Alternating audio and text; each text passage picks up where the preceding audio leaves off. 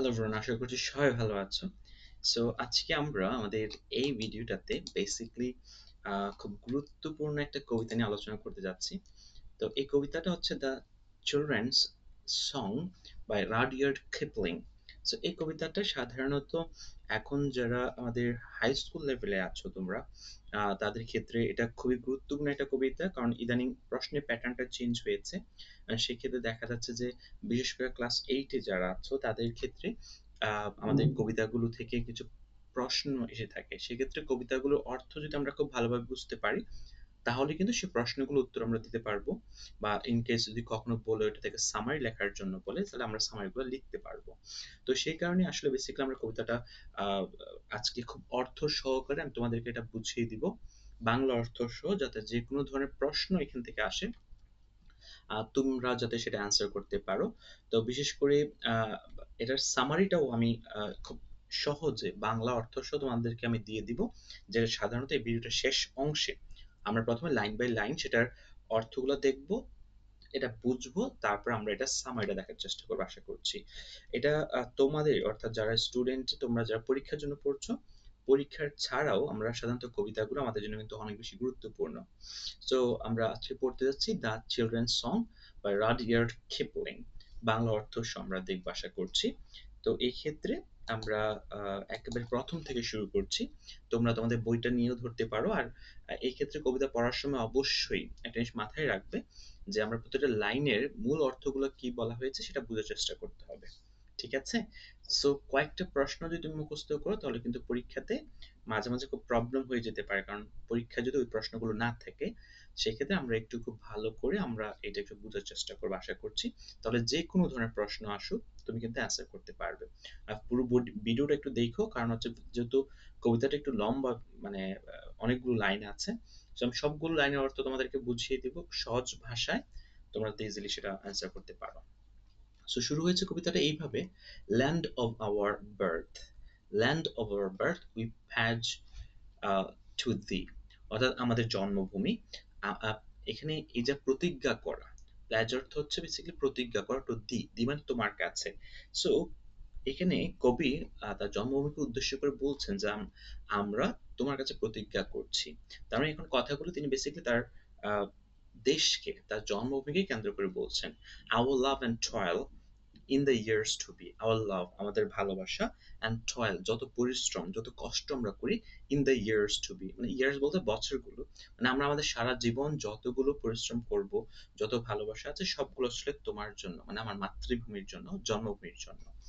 when we are grown, যখন আমরা অনেক বড় হব, গ্রো মানে বড় হওয়া, when we are grown আমরা যখন অনেক বড় হব, take our place, তখন আমরা আমাদের যে জায়গাগুলো দখল করা দরকার, যে জায়গা আমাদের যাওয়ার দরকার, সেগুলো আমরা আমরা অর্জন করব। as men and women with our race, অর্থাৎ এই ম্যান এন্ড উইমেন মানে হচ্ছে কি সবাইকে বোঝাচ্ছে, সকল জাতিকে বোঝাচ্ছে।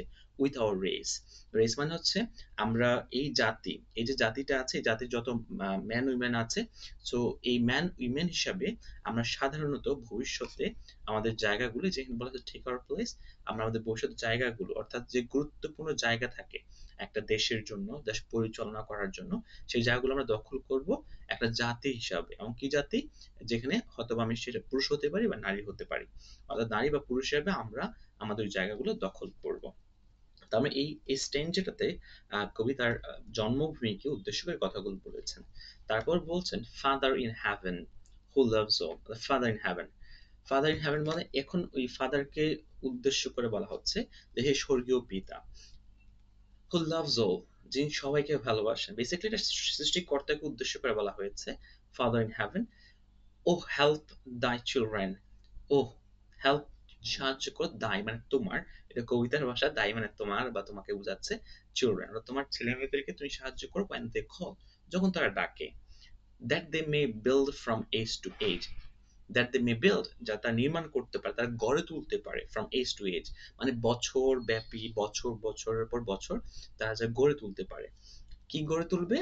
an undefiled heritage, অর্থাৎ আনডিফাইন্ড মানে হচ্ছে পবিত্র, নির্মল, অ্যান্ড হেরিটেজ, হেরিটেজ মানে হচ্ছে মানে ঐতিহ্য বলে, আমরা উত্তরাধিকার সূত্রে আমরা কোনো কিছু পাই যখন, এটা আমরা হেরিটেজ বলে থাকি। অর্থাৎ তুমি তাদেরকে ওইরকম ক্ষমতা দাও, ওইভাবে সাহায্য করো, যারা তাদের যুগের পর যুগ ধরে তারা এমন কিছু জিনিস মানে বানিয়ে যেতে পারে, তৈরি করে যেতে পারে। এই কথাগুলো কাকে উদ্দেশ্য করে বলা হচ্ছে? বেসিক্যালি ওই যে ফাদার ইন হ্যাভেন, অর্থাৎ স্বর্গীয় পিতাকে উদ্দেশ্য করে বলা হয়েছে, অর্থাৎ স্রষ্টাকে উদ্দেশ্য করে বলা হয়েছে। এরপর তোমরা একটু স্ক্রিনশট নিয়ে নিতে পারো চাইলে। এরপর দেখো বলা হচ্ছে টিচার্স, আমাদেরকে শিক্ষা দাও, to bear the yoke in yoke. Yoke মানে হচ্ছে বেসিক্যালি দায়িত্ব, অর্থাৎ আমাদেরকে ওইভাবে শিক্ষা দাও আমরা যাতে এইভাবে বেড়ে উঠতে পারি, যাতে আমরা আমাদের এই যুবক সময়টাতে আমরা এই দায়িত্বগুলো নিতে পারি। এরপর বলেছে with steadfastness and careful truth, অর্থাৎ steadfast মানে দৃঢ়তা, and careful truth অর্থাৎ ট্রুথ মানে সত্য, কেয়ারফুল অর্থাৎ আমরা যাতে এই দায়িত্বগুলো নিতে পারি খুব দৃঢ়তা এবং সততার সাথে। That in the world's greatest, অর্থাৎ এই পৃথিবীর এই যে কাজগুলো আছে, যে কাজগুলো আমরা নিব, এগুলো হচ্ছে একটা বড় কাজ, মহৎ কাজ। সো দে উইল, এই কাজগুলো মে find us faithful servant still.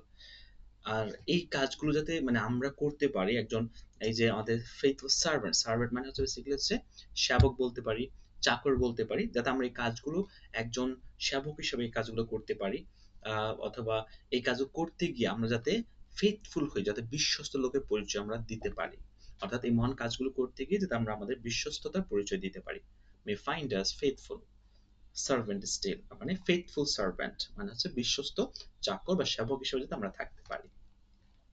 Teach us to rule ourselves alway, teach us আমাদেরকে শিক্ষা দাও, টু রুল আওয়ারসেলফ, রুল মানে হচ্ছে পরিচালনা করা, আওয়ারসেলফস আমাদেরকে যাতে আমরা পরিচালনা করতে পারি, অলওয়েজ সব সময়, অথবা রুল মানে নিয়ন্ত্রণ করাও বুঝাতে পারে। একটা জিনিস মনে রাখবা, কবিতার ক্ষেত্রে এক্সাক্ট শব্দটার অর্থ কিন্তু সবসময় হয় না, কবি কবিদের ভাষায় লিখেন, কিন্তু আমাদেরকে এই বিষয়টা বুঝে নিতে হয়।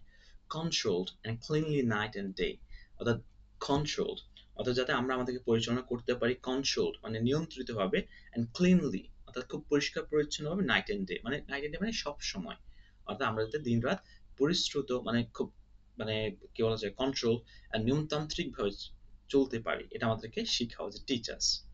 দ্যাট উই মে ব্রিং, যাতে আমরা আনতে পারি, ইফ নিড অ্যারাইজ অর্থাৎ যদি কোনো প্রয়োজন তৈরি হয়, যাতে আমরা এই বিষয়গুলো করতে পারি, এই বিষয়গুলো যাতে আমরা আনতে পারি আমাদের মাঝে।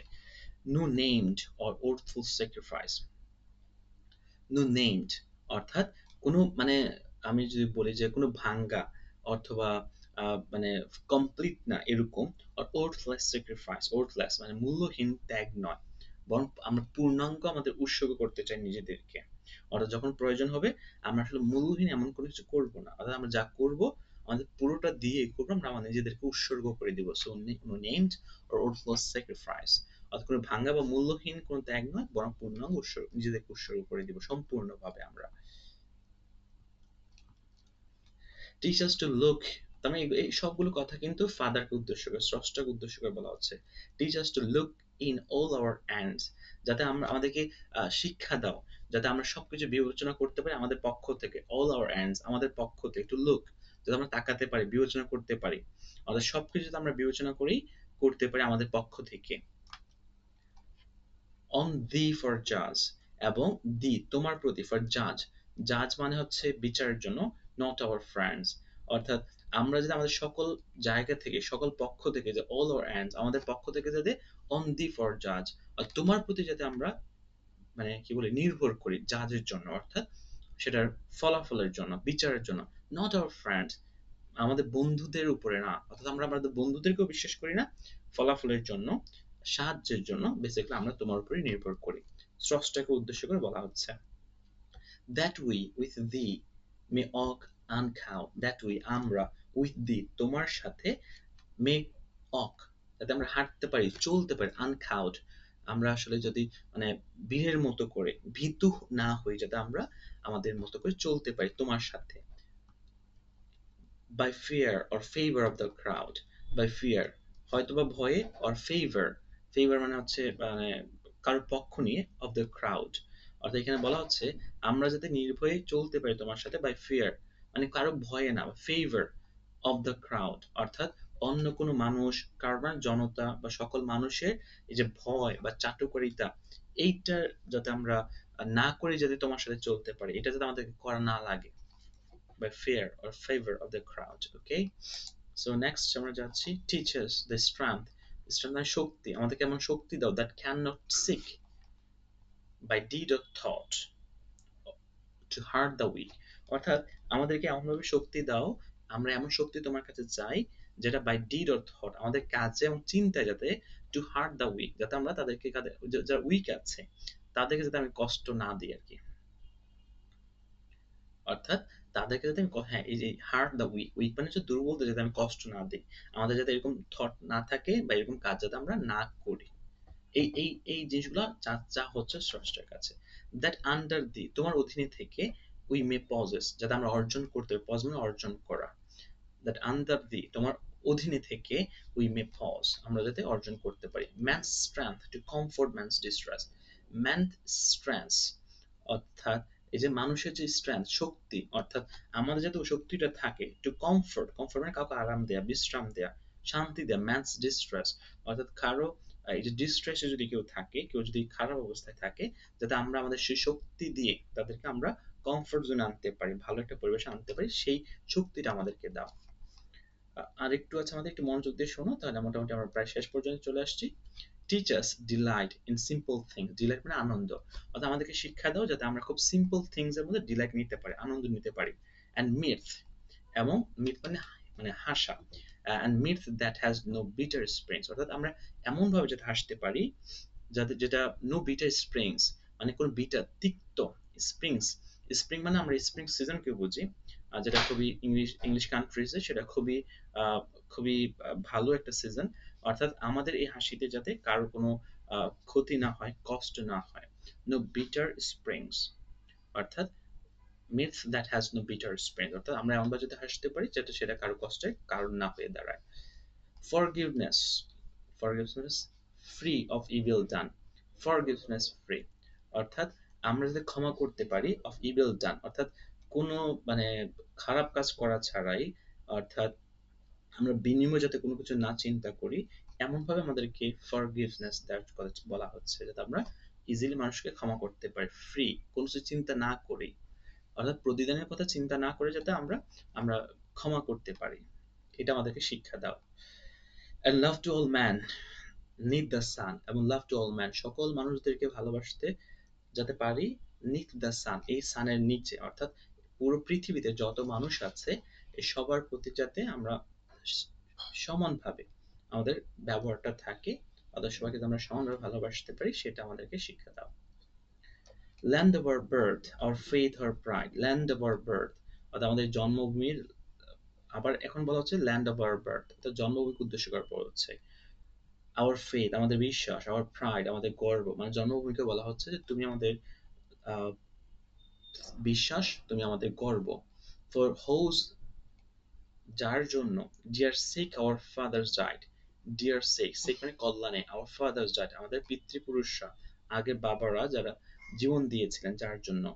ও মাদারল্যান্ড, ও মাতৃভূমি, উই প্যাস টু দি আমরা তোমার কাছে প্রতিজ্ঞা করছি। Head heart, hand through the years to be, head মানে হচ্ছে মাথায়, হার্ট মানে হৃদয়, হ্যান্ড মানে হচ্ছে হাত, অর্থাৎ আমরা আমাদের এই ব্রেইন, আমাদের হার্ট মন থেকে, আমাদের এই হাত যদি বলি, এই সব কিছু তোমার উদ্দেশ্যে উৎসর্গ করে দিয়েছি, to the years to be সারা বছরের জন্য, ভবিষ্যতের জন্য, সব সময়ের জন্য আমরা আমাদেরকে তোমার জন্য উৎসর্গ করে দিয়েছি।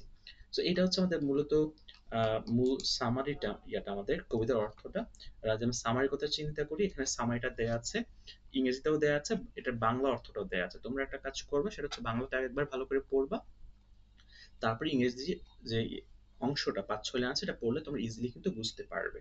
সো এখানে সামারিটা দেয়া আছে, তার মানে এখানে কবি বিশেষ করে তার মাতৃভূমিকে উদ্দেশ্য করে এবং স্রষ্টার কাছে অনেকগুলো জিনিস চেয়েছেন, এবং মাতৃভূমির প্রতি তিনি যে খুব কৃতজ্ঞ, তিনি যে মাতৃভূমিকে অনেক বেশি ভালোবাসেন, এই বিষয়গুলো এখানে ফুটিয়ে তুলেছেন। সো তোমরা এটা একটা স্ক্রিনশট নিয়ে নিবে, স্ক্রিনশট নিয়ে তারপর একটু ভালো করে পড়ে নিবে, প্রত্যেকটা লাইন বাই লাইন তোমরা একটু ভালো করে পড়ে নিলে যে কোনো ধরনের প্রশ্ন আসলে তোমরা ইজিলি বুঝতে পারবে আশা করছি। সো আজকের ভিডিও এখানে থাকছে, ভিডিওটা কেমন লাগলো কমেন্টে জানাবা, কারা কারা দেখছো, কোন স্কুল বা কোন কলেজ থেকে দেখছো সেটা আমাদেরকে একটু কমেন্টে জানাবা। আর একটু এখন যদি চ্যানেলটা সাবস্ক্রাইব করে না থাকো, so do subscribe the channel, ভিডিওটা একটু লাইক দিয়ে দিও যাতে আমাদের পরবর্তী ভিডিওগুলো তুমি ইজিলি পেয়ে যাও। So that's all for today, আশা করছি ভিডিও ভালো লেগেছে। Hope to meet you soon in another video. Allah Hafiz.